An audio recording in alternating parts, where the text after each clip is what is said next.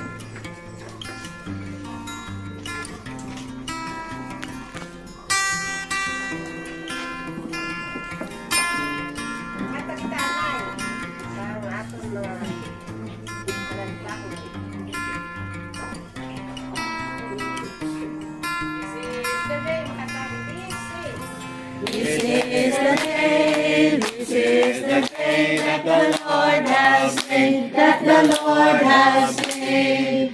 We will rejoice and be glad in it, and be glad in it. Oh, this is the day that the Lord has made. We will rejoice and be glad in it. Oh, this is the day that the Lord has made. Rejoice, rejoice, rejoice, you children of the Lord. Rejoice, rejoice, rejoice, rejoice, ye children of the Lord. Say amen. Clap your hands, clap your hands, clap your hands, ye children of the Lord.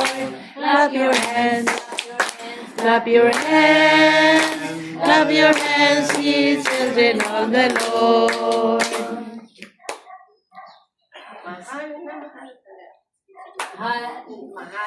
Mahal kita, Panginoon.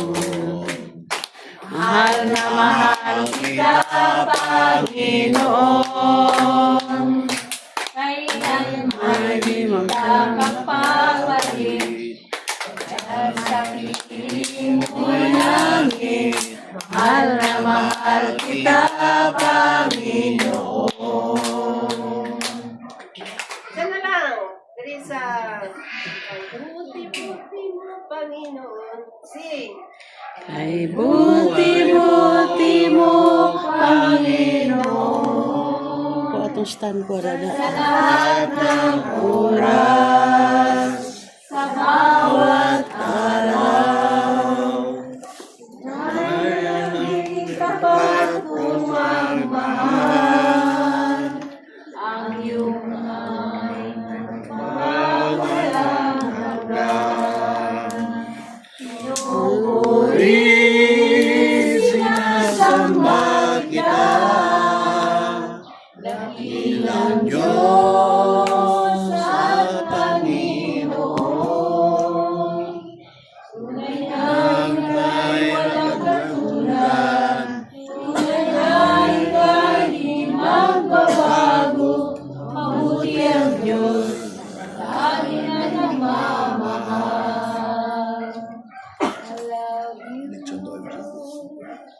For your mercy never fails me. Oh,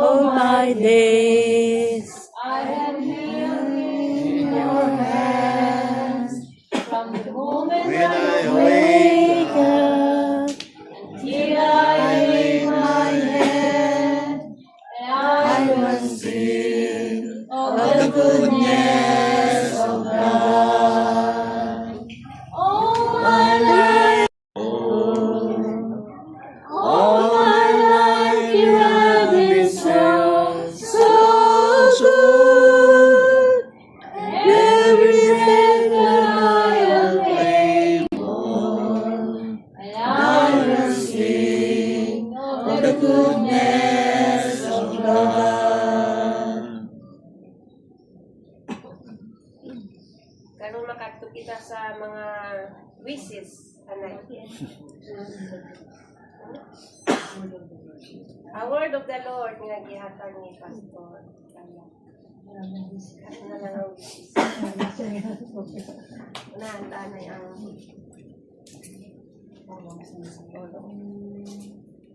Yung hapon sa tanan. Yung hapon man. Okay. Nakikit ang huling nga celebration. Kaya naguna kita sa atong pagsimba sa Ginoo, pinagi sa pagkanta. Gusto ko maghatag sa prayer and wishes man ng ante, pinagi sa pulong sa Ginoo.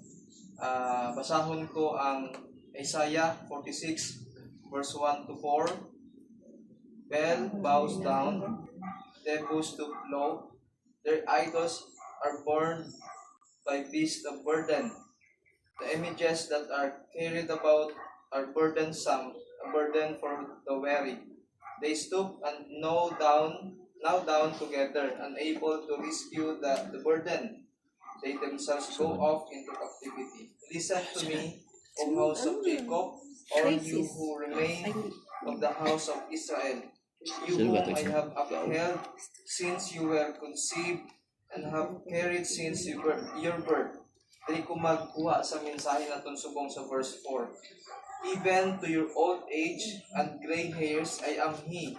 I am He who will sustain you. I have made you and I will carry you. I will sustain you and I will rescue you. Okay. Balaan taman ang kahimtang ni Auntie Sally. Many times na siya nga natumba. Kung nakita ninyo ang iyang itsura, mga nagligad ng mga simana, hindi gid maayo no ang iyang kahimtang. Ang kaning nga passage, before na ko ihatag ning verse 4, gusto ko tan-awon ang background sa sininga istorya nga ang nahambal ini sa Ginoo sa mga Israelites. Si Bel o si Nebo, ang pangalan nila, kini sila is mga idol sa mga Israelites. And during that time, ara sila sa Babylon, na bihag sila or nahimo sila nga slave sang mga taga-Babylon, o karon ang ingon ni Isaiah is bisan ang kaning mga idols, they cannot save themselves sa mga trahedya nga nakahitabo sa Babylonia. Kay they are about to mapildi na sa giyera. So, mao ni ang hinungdan that ang Isaiah chapter 46 verse 4 nahitabo or nahambal na Isaiah. So, ingon niya, even to your old age, ingon ni Isaiah or pinaagi kang Isaiah, ikan sa Ginoo, ngadto sa mga Israelites, ingon sa Ginoo, even to your old age and gray hair, I am He. So, the true God never fails His people. Unlike the idols, kang Bel and Nebo, the living God cares for His people personally. And number one din He created His people. Ang mga Israelites mismo, God formed Israel as His people. Gihimo sa Ginoo ang mga Israelites isip ngayang mga tao, and He carried them from the beginning or from the time they were born as a nation. God protected them like a parent carries a child. So meaning to say, ang pag-atiman gali sang Ginoo sa mga Israelites sama sa inahan nga ginadala-dala niya ang bata, himuon niya ang iyahang makaya to protect ang iyahang bata. So ingana ang gihimo sa Ginoo sa mga Israelites. And He never stopped caring for them even when they were weak. Kanisa, rebellious na gihimo sa mga Israelites, bisan nahimong maayo ang Ginoo sa ilang kinabuhi, they still don't trust God. And bisan sa ilahang mga sa panahon nga nasa sila sa trouble, God continued to sustain them. Ang Ginoo nagpadayon nga nag-sustain gid sa ila. Secondly, God promises to care for His people even in old age. Mauni ang promise sa Ginoo sa mga slides. Ingon ang Ginoo, even to your old age, I am He. So meaning, gikan sila nga gianak isip nga people of God, hasta nga sila magtigulang, hindi gid ako mag-change sa inyo.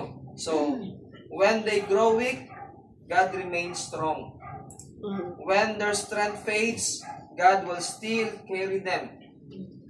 People may grow tired of them, matak-an ang mga tao sa ila, but God will not. The same God who saved them from Egypt will save them from Babylon. So bottom line sa mensahe para sa kinabuhi ni Auntie Sally, we may grow old and weak, but God never grows weak. So tandaan ni mo, Ante, may mong maluyahon ang aton nga lawas. Realidad gid na sa aton subong, no? Kay nabatsagan ko pag tungtong ang akong edad pag tungtong 30 daw may ara na ko nga ginabatsag, 30 pa lang ganina, no? Ano na lang kaya ning 78? So, meaning kataas ang edad, galuya ang lawas. So, tandaan, hindi lang kang Auntie Sally, tandaan na itong tanan, bisan na sa pamilya ni Auntie, no? God is faithful from birth to old age. Amen. Kay nahimong maayo ang Ginoo sa mga Israelites, halin nga sila gianak, hasta nga sila nahimong tigulang na. Same God nga nag-promise sa aton nga He is kana ba magpabilin nga faithful sa aton. Bisan kang Auntie Sally. Ante, tandaan mo ni ang akon gid nga mabilin nga mensahe sa imo is that imong saligan ng pulong sa Ginoo, mahimong maluyahon man ang aton nga physical nga lawas, pero ang Ginoo hindi siya nagamaluya. Wala siya naga-change. Kung maluya ka, himuha siya nga imo nga strength. Amo na ang akong ibilin sa imo. And isa sa mga prayers ko nga dugangan pa sa Ginoo ning edad ni Auntie Sally nga ma-enjoy pa niya ang kinabuhi din sa kalibutan. So, ma-enjoy pa niya ang blessing nga ginaprepare sa Ginoo sa iya, bisan ang gift of family.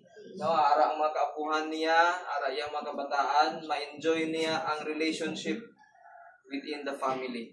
So, Auntie, happy birthday, and God continue to bless you and keep you.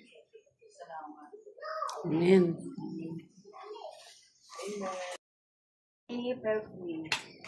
Great is Thy faithfulness, O God, my Father. There is no shadow of turning with Thee.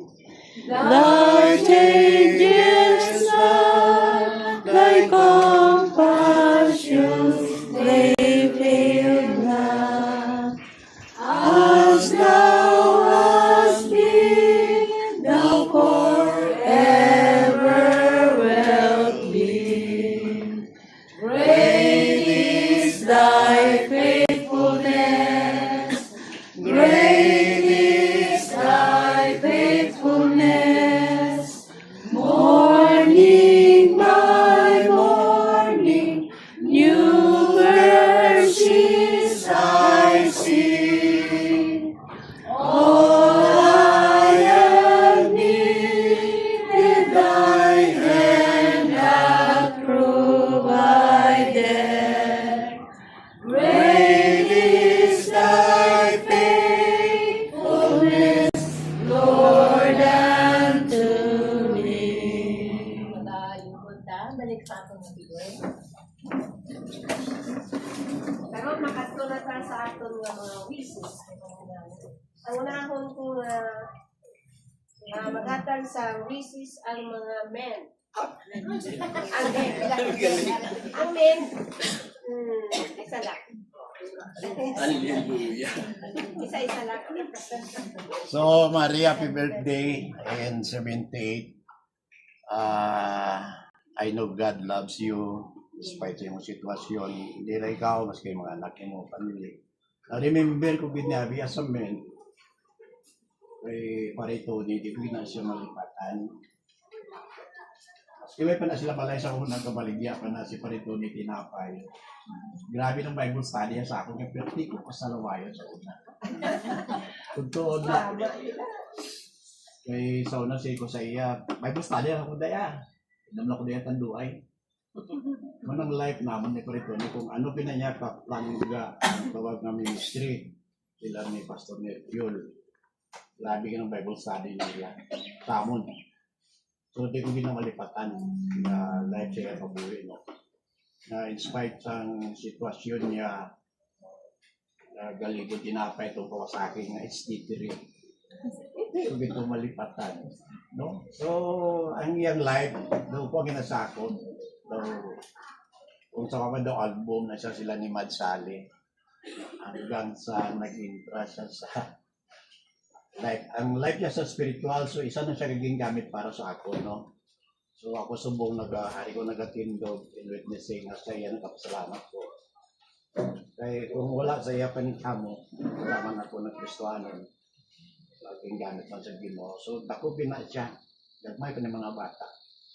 So ma-remember ko nga mga volunteer sa una sa Bible study. Ang Bible study gito hindi ko na malipatan.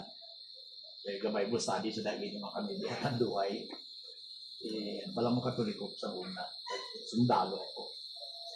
Una ko nga pero lagi siya nag-surrender sa akin. So, ang life niya sa politika, the same time sa spiritual, pag-focus sa simbahan, pag-develop niya, kahit payag-payag na sa kumpa.